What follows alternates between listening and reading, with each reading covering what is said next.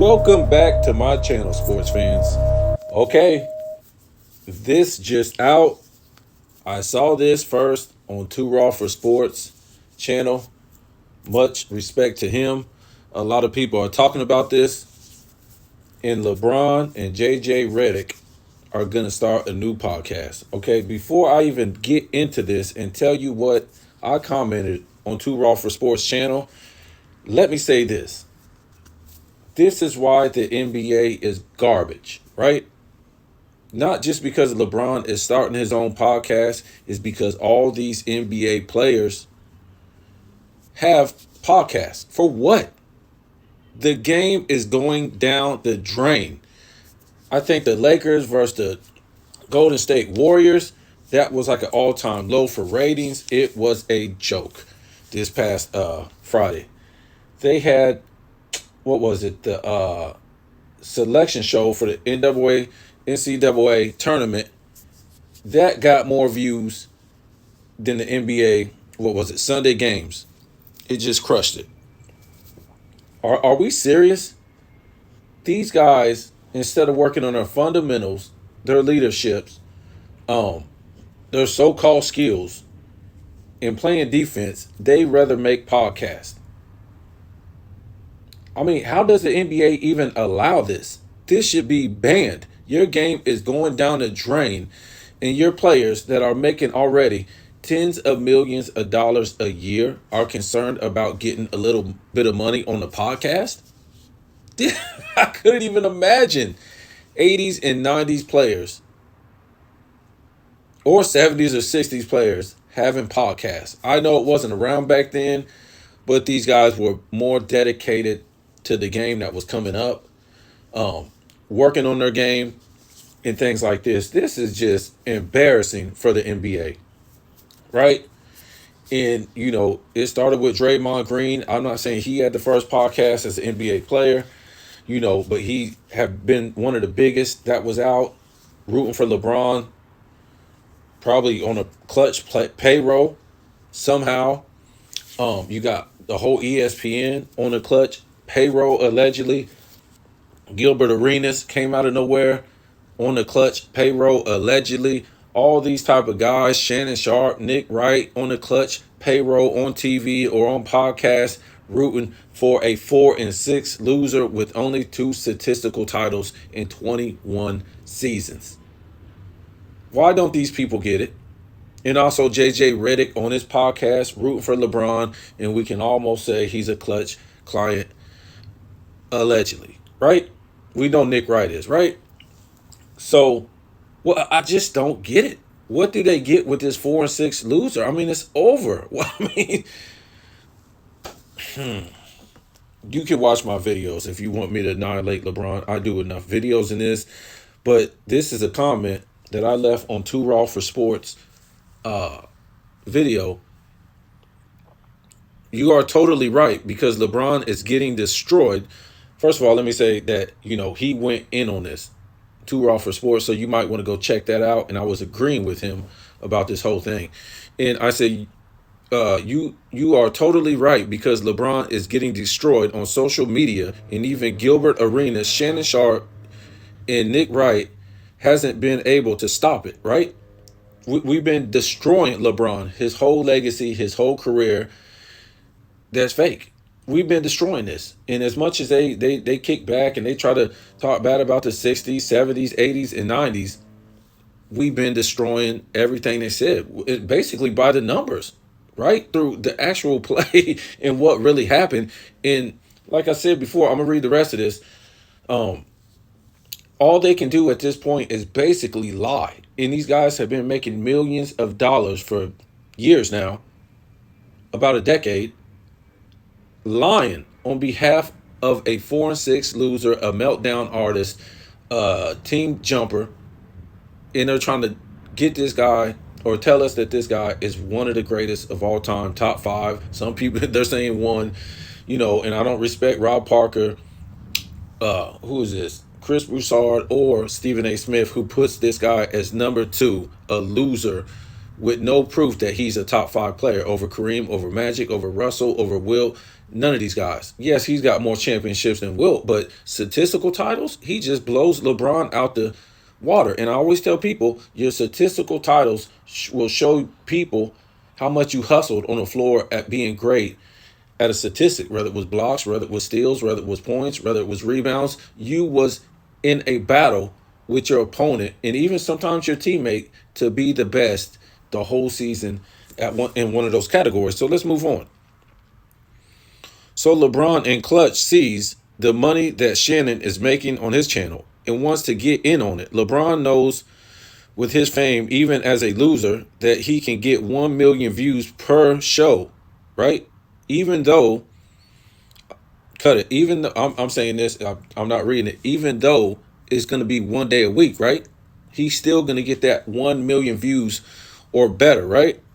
Because he's LeBron James. He's the one causing all this controversy in the first place in this GOAT debate, right? It would be like Michael Jordan jumping on the podcast. Let me see. He knows he can get 1 million views per show, and that will, let me have to go to his channel. Oh, and we will all have to go to his channel and listen to what he is saying, whether right or wrong, to counter that on our channels, right? So everybody will be going to that channel to see what this idiot is saying, right? Whether it's right or wrong, he's got his own channel, and he's LeBron James. It would be like Magic having his own channel, Kareem having his own channel, Will Russell, and you know what he's going to do? Cause controversy. It's all about LeBron getting more money through views and keeping the NBA afloat because the NBA ratings are being crushed from no one watching, right? Nobody's watching the NBA. People go check post scores and wake up the next day and see, because you basically can know from looking at the scores and the stats what really happened in the game because these guys played the same style of defense. They sit out games and what have you. It's all about LeBron getting more money. Hold on. LeBron has never worried about his game, but instead about everything else. And he doesn't have to work on his game, leadership, or winning throughout his entire career because the media will always hype him up through all of his downfalls, right? All of his downfalls. And we should have known this from the beginning, right? If you go watch one of my videos, LeBron's top 13 meltdowns, what was it? Meltdowns? Oh, I forget what it was. But the top 10, 13 meltdowns in choke jobs. That's what it was.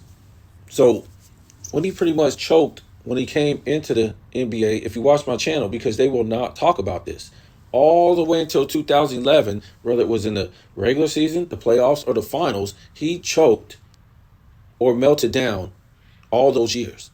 And I talk about it in detail, and it happened. We didn't make up nothing. It happened.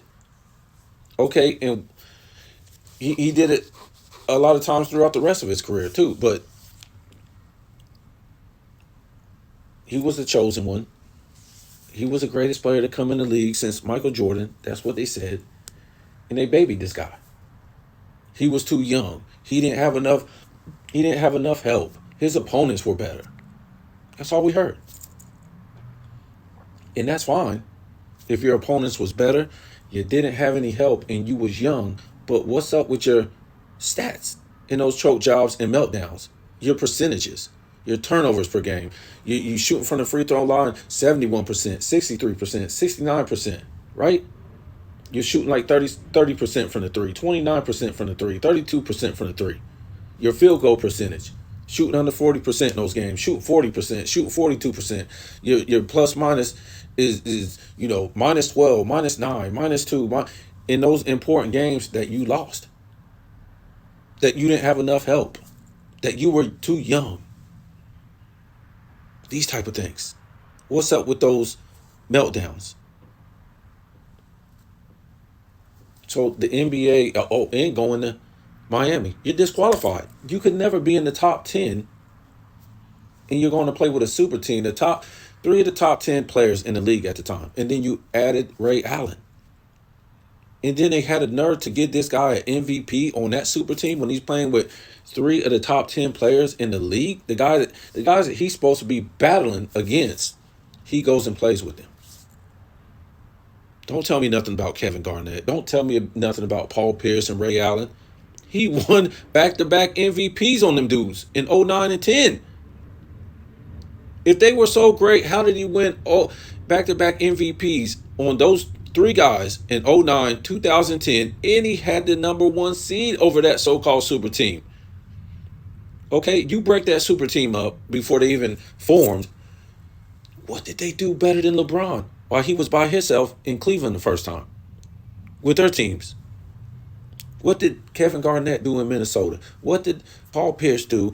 And what did Ray Allen do? What in Milwaukee? I think. What did they do? So did they do anything better than LeBron by themselves?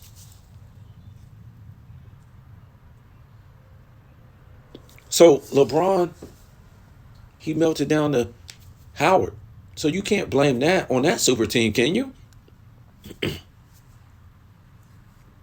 So he's disqualified. Like sports and fitness fans always say, he didn't want to go through the fire. Jordan was playing 3 to 5 Hall of Fame players on one team 6 out of his first 7 years, and he did not run. They was punching and kicking him in the air. He never got no number one seed. He never lost while he was supposed to win or when he had the number one seed. He went through the grind. That's what Sports and Fitness Rant said. So this guy is disqualified. You can't run from the grind. And you're going to tell me Kevin Garnett, Paul Pierce, and Ray Allen did. Okay, we don't think of them as the GOAT. Don't tell me about Kareem Abdul-Jabbar when he went to the Lakers. He was losing like 4 or 5 seasons before Magic came there. So he didn't run to anybody. He didn't run to no super team. So this is what it is. They're going to start this podcast and everybody's got to feed off of what they're saying. They're going to get 1 million views. Then it's going to get up to 2 million views. This guy has made over $1 billion. And he wants to start a podcast with JJ Redick, his buddy. And like Sports and Too Raw for Sports said, they just want to control social media. He already controls ESPN and Fox Sports and Disney. He already controls that. How could a loser control the NBA sports world? A loser. At least, how come we just can't have Curry doing this? At least he's a winner. Don't tell me he had Kevin Durant. Look what LeBron had. So this is shameful. And they're talking about, we just going to talk about X's and O's and fundamentals. Really? What do you know about that, dude? You don't know nothing about no X's and O's and fundamentals. The teams that beat you, the Warriors, the Spurs, and teams like the Mavs, they know about fundamentals and X's and O's. That's what they beat you on. You play based off of athleticism. You hog the ball. You tell the point guard, beat it. You tell the guard, beat it. I'm playing the guard, the point guard. And then you go back to playing forward. And then you go back to playing. It's a positionless team if you play with LeBron James, especially throughout his career, especially before he got to the Lakers. And that's why he always lost in the big games, because great teams play position basketball. Jordan played position basketball. Jordan was not a ball hog. If you ever watched the way this guy played, he played off the ball. Then when he got the ball, he attacked you. He didn't dribble 5-10 times. He attacked you as soon as he got the ball, especially in his second three-peat, when he was no longer Air Jordan and he was mid-range king. He would get the ball and just make a move right away to keep you off balance. And half the times he didn't know a lot of times what move he was going to do. I mean, he had 1 million of them, but, it was based on the way the defender made his move once Jordan quickly made his move and kept his opponent off balance. LeBron is a ball hog. It's already written in the script. He's got to get this many rebounds. He got to get this many assists. He got to get this many shots. Jordan got most of his, I would say 3/4 of his assist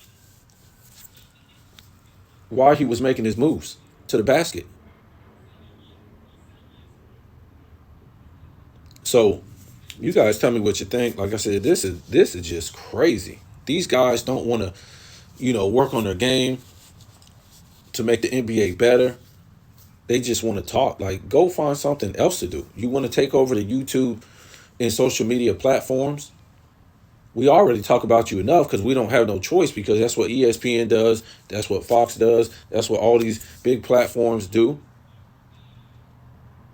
to make it look like you're some kind of winner, some kind of top five player. You have no evidence of that. No evidence.